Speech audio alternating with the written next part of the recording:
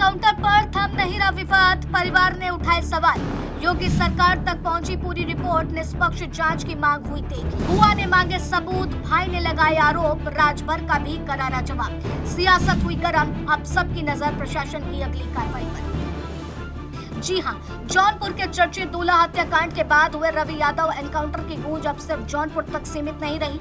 मामला अब पूरे उत्तर प्रदेश की राजनीति में चर्चा का विषय बन चुका है। एक तरफ पुलिस इसे बड़ी कामयाबी बता रही है, तो दूसरी तरफ रवि यादव का परिवार लगातार सवालों की झड़ी में लगा रहा है। सबसे बड़ी चर्चा इस बात की है कि कब अब इस पूरे मामले की रिपोर्ट शासन स्तर तक पहुंच चुकेगी और निष्पक्ष जांच को लेकर लगातार निगरानी की बात कही जा रही है। दरअसल पुलिस ने दूल्हा आजाद बिंद हत्याकांड में वांछित और 1 लाख के इनामी आरोपी रवि यादव को मुठभेड़ में मार गिराया था, लेकिन कार्रवाई के तुरंत बाद परिवार ने पुलिस के दावों पर सवाल खड़े कर दिए। रवि यादव की बुआ शर्मिला ने कहा, यदि रवि वास्तव में इस घटना में शामिल था तो उसके खिलाफ पुख्ता सबूत सार्वजनिक किए जाएं। उनका कहना है कि घटना से जुड़े वीडियो, फोटो या अन्य प्रमाण सामने आने चाहिए ताकि सच्चाई स्पष्ट हो सके।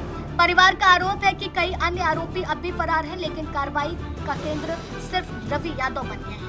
यही से मामला और ज्यादा संवेदनशील हो गया। परिवार ने कैबिनेट मंत्री ओम प्रकाश राजभर पर गंभीर आरोप लगाए। परिजनों ने कहा कि कुछ फरार आरोपियों को राजनीतिक संरक्षण मिल रहा है। हालांकि मंत्री राजभर ने इन आरोपों को पूरी तरह से खारिज कर दिया। उन्होंने साफ कहा कि अपराधी चाहे कोई भी हो, कानून अपना काम करेगा और किसी को भी बचाया नहीं जाएगा। राजभर ने यह भी कहा है कि पुलिस बाकी आरोपियों की तलाश में लगातार लगी हुई है और जल्द ही सभी कानून के शिकंजे में होंगे। चिल्लाने तो लगे एक दिन में। आप बताओ, एफआईआर में नाम है रवि यादव का, पुलिस ने 1 लाख इनामी किया, 23 आपराधिक मुकदमे उसके ऊपर हैं। 1 2 नहीं 23, 302 के उसके ऊपर 2 मुकदमे हैं, 307, 308, 23 मुकदमे हैं। और उसको अखिलेश जी करें कि एकदम निर्दोष लोगों की हत्या हो रही है, जाति चीन के मारा जा रहा है। अब बताओ क्या बोला जाए उस पे? उन्हीं से पूछो कि जो मारा गया अपराधी है कि शरीफ है, तोरे घरे पानी भरत रहल कि अपराध की दुनिया में रहल? पूछिए उनसे, तब न बताएंगे।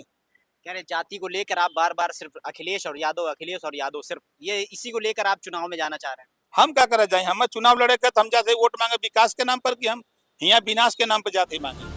उधर रवि यादव के बड़े भाई दीपक यादव ने भी प्रशासन की कार्यप्रणाली पर सवाल उठाए। उनका आरोप है कि परिवार को पूरी जानकारी नहीं दी गई और कई प्रतिक्रियाओं को लेकर अब भी भ्रम की स्थिति बनी हुई है। इस बीच मामला राजनीतिक रंग भी पकड़ता जा रहा है। परिवार खुद को लंबे समय से समाजवादी विचारधारा से जुड़ा बता रहा है। यही कारण है कि विपक्षी खेमे में भी इस पूरे घटनाक्रम को लेकर चर्चाएं तेज है। राजनीतिक विश्लेषकों का मानना है कि जैसे जैसे जांच आगे बढ़ेगी, वैसे वैसे इस मामले की राजनीतिक गूंज भी बढ़ सकती है, खासकर तब जब परिवार लगातार सवाल उठा रहा है और प्रशासन से जवाब मांग रहा है। इससे आने वाले दिनों में यह मुद्दा और बड़ा रूप ले सकता है। फिलहाल सवाल यही है कि क्या परिवार की ओर से उठाए गए सभी सवालों के जवाब सामने आएंगे? क्या जांच के दौरान वे तथ्य सामने आएंगे जिनकी मांग की जा रही है?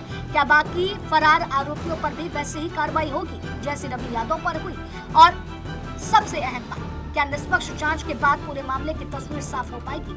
अभी इतना तय है कि रवि यादव एनकाउंटर का मामला लगातार सुर्खियों में बना हुआ है और आने वाले दिनों में इस पर राजनीति से लेकर प्रशासन तक सबकी नजर रहने वाली है।